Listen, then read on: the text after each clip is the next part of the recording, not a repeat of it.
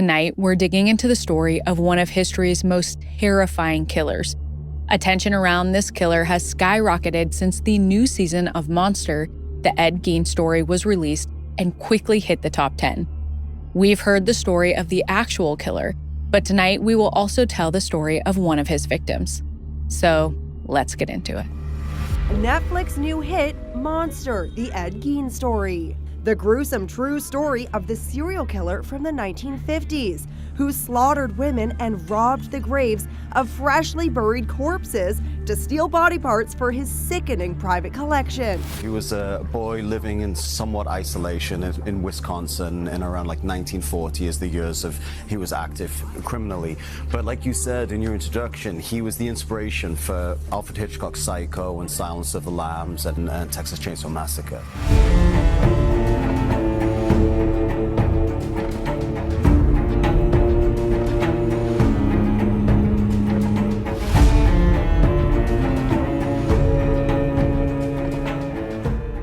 Hi, I'm Katie, and this is Crime House Daily, your weekday true crime companion.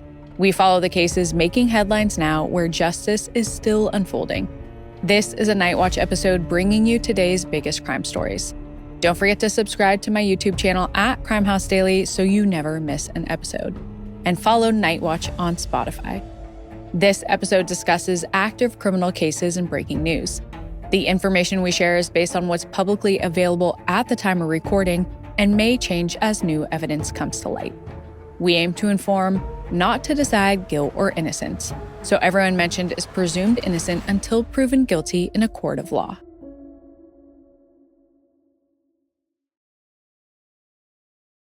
Tonight's case centers around the real-life killer behind a chart-topping Netflix show, Monster, the Ed Gein Story. On October 3rd, 2025, Netflix aired the third season of its hit anthology series. The show has created a ton of buzz, especially as people unpack the details of one of the most gruesome cases in history. But behind all of the sensation, real lives were lost because of Ed Gein's monstrous actions. And tonight, we aim to bring one of his victims' stories to the forefront. Bernice Worden was born in Canton, Illinois back on May 9, 1899, to Frank Conover and Agnes Putnam. Details of her childhood are scarce, but at a young age, Bernice's family relocated over 300 miles north to Plainfield, where she would remain for the rest of her life. When Bernice is in her early 20s, she marries a local man named Leon Worden. Leon's family has deep roots in Plainfield and have owned and operated a harness shop called Worden's since the 1890s. By the time Leon and Bernice get married, Worden's has become a full hardware store, and Leon partners with Bernice's father, Frank, to co-own the store. Bernice and Leon eventually have 2 children, Frank and Miriam, and the store becomes a major part of the family's identity. Bernice dives deep into the business in 1929, when Leon buys out Frank's share of the store and begins managing it himself. Bernice helps with the day-to-day operations, which comes in handy in 1931 when Leon suddenly passes away. Now, Bernice, a 31-year-old mother of 2, takes charge of the family business and runs things for the next 25 years. And she's good at it. During that time, Worden's goes from being a local mom-and-pop store to Plainfield's main supplier of farming equipment and appliances, as well as a telegraph office. In the process, Bernice has become one of the town's most prominent residents, and everyone knows who she is. Her level of success and independence is pretty rare for a woman in the 1950s, let alone a woman in a small town. And Bernice earns all of the respect she deserves. In the summer of 1956, she's recognized as the town's Citizen of the Week, becoming the first woman to receive this honor. But unfortunately, all of the recognition comes with a downside too. In 1957, Bernice starts receiving some unwanted attention from a man named Ed Gein. Gein is 51 years old and is a bit of a loner who many people in the town find odd. But he's also known to lend a helping hand to anyone who needs it, so people put up with him. However, that year, Bernice starts feeling especially uncomfortable around Gein because he's apparently developed a serious infatuation with her. He constantly stops by the store to ask Bernice out on dates to the movies, the ice rink, and dancing. But Bernice is not interested. And even her son Frank, who's now a young man, is a little alarmed by Gein's incessant behavior. Gein doesn't seem to get the hint, though, so things continue on like this for weeks. But Bernice tries her best to go on about her life without letting him bother her too much. And on November 16th, 1957, she thinks she might finally get a breather.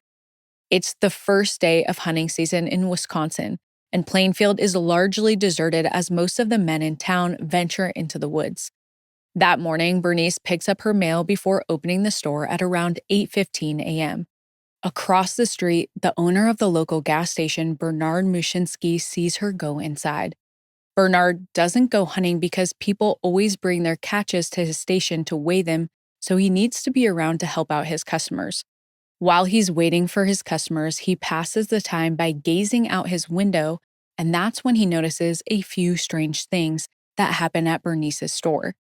Shortly after he sees Bernice arrive that day, Bernard notices a delivery truck briefly stop there before continuing on its route. About an hour later, Bernard sees Bernice's panel truck that she uses for store deliveries pull out of the garage and head down the street. This isn't out of the ordinary since Bernice sometimes hires outside help. So even though he can't tell who's driving her truck, Bernard doesn't think much of it. But as the hours pass, he can't help but notice how quiet things are at the store. Sure, a lot of people are out of town hunting, but not everyone. Bernard finds it odd that no one has gone in or come out. So he decides to walk across the street and check on things, just in case. Once he's in front of the store, he sees that all of the lights are on, but he doesn't see anyone inside. Then, when he tries to open the door, it's locked. It's extremely unusual for Bernice to leave the lights on when she's not there. And as other people in the town come by the store, they become just as concerned as Bernard. But they figure they'll just give it some time before becoming too frantic. It is the first day of hunting season after all, and people are busy. So Bernard returns to his gas station, but his worries don't seem to fade. In fact, they only get worse because he doesn't see Bernice's truck return to the store. By late afternoon, hunters start trickling into the station, including Bernice's son, Frank. When Bernard sees him, he asks him where Bernice is. Frank seems surprised and tells Bernard she's across the street at the store. That's when Bernard tells Frank Bernice isn't there, and he doesn't know where she is. He recounts all the earlier events to Frank, who then rushes across the street to try the door himself. It's still locked, so Frank races home to grab a spare key. Then he goes back into the store and lets himself in. Once he's inside, Frank can tell something terrible has happened. The first thing he notices is that the cash register is empty, which makes him think there's been a robbery. He begins searching around the store for any sign of his mother, and that's when something on the floor catches his eye. It's a trail of blood leading to the back door. Frank follows the trail outside where Bernice usually parks her truck, but it's not there.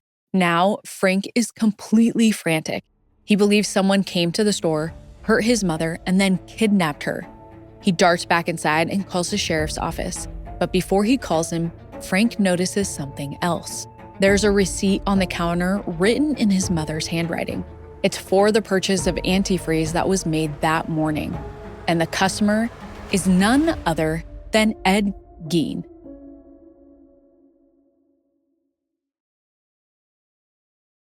On November 6, 1957, Frank Worden returns to his mother Bernice's hardware store to discover she's missing.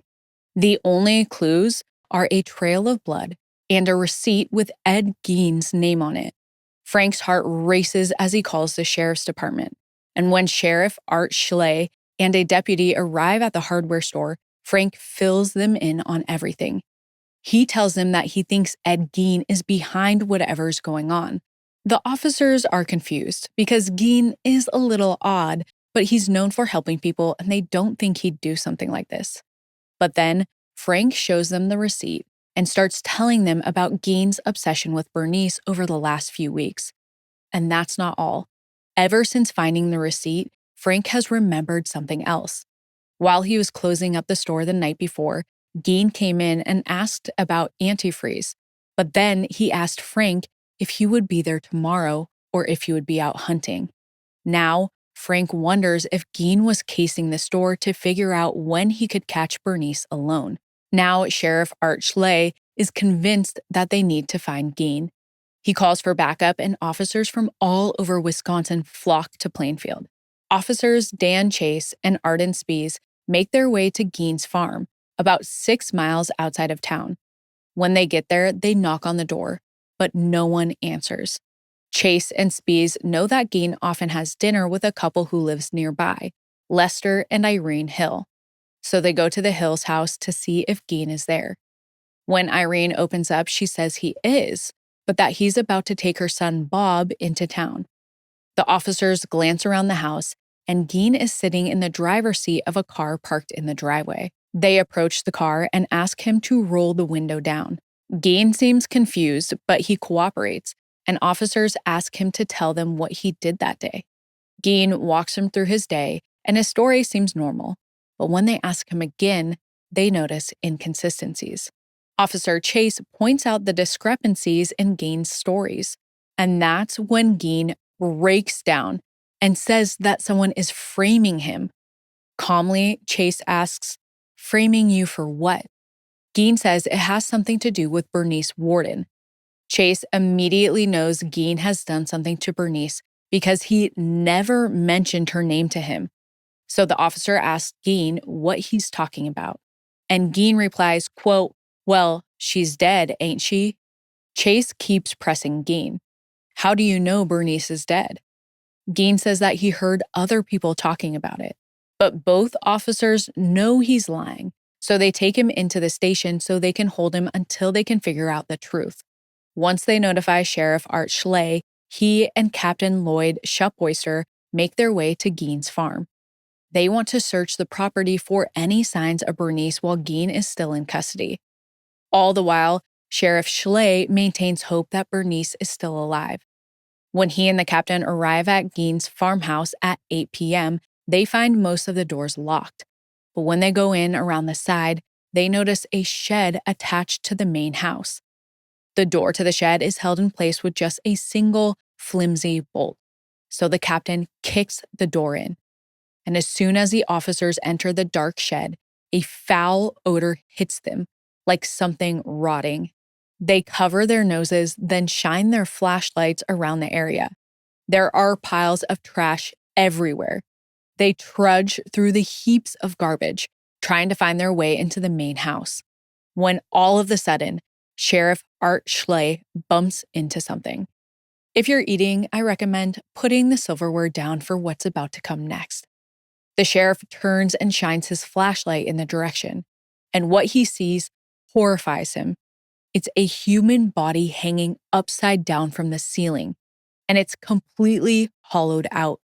Sheriff Schley immediately stumbles outside and vomits into the snow. Captain Shupoister follows him, and the two men race back to their car and radio for backup. Soon, the farm is swarming with officers who begin a full search of the house. It's in complete disarray.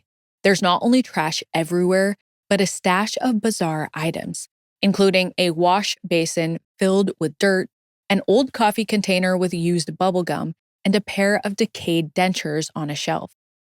Don't pick that food back up yet because it keeps getting worse. As they try and sort through everything, one of the officers picks up what he thinks is a bowl. But when he looks closer, he realizes it's a human skull with the top sawed off. Eventually, the officers find 12 more skulls. And that's just the beginning of the horrors they uncover. They start to notice that many of the chairs and cushions are upholstered with an odd material, which they realize is human flesh. They also find a lampshade made out of flesh, a belt crafted from women's breasts, and boxes filled with other female body parts, including noses and sexual organs. There are even masks made of actual human faces. But the most chilling discovery is found in the kitchen. There, behind a stack of other things, an officer uncovers a severed human head. Once the officer's initial shock wears off, he recognizes who the head belongs to. It's a middle-aged woman named Mary Hogan, who went missing from the nearby town of Pine Grove 3 years earlier in December 1954. At the time, investigators had found blood and a bullet cartridge at the tavern Mary owned, which made them believe she had been abducted. Her case had remained unsolved for all of these years, until now. Once authorities finish processing the House of Horrors, Sheriff Art Schley makes his way to the jail where Gein is in custody. Schley barges inside, grabs Gein, and slams him against the wall. Other officers have to pull the two men apart. Afterward, Gein appears shaken and refuses to speak to the police. But that doesn't stop others in town from talking. Rumors immediately begin circulating through Plainfield. Some people were in complete shock, while others speculated whether Gein was using his farm as a murder factory. Then, after 2 days of fear, panic, and despair, Gein finally decides to talk.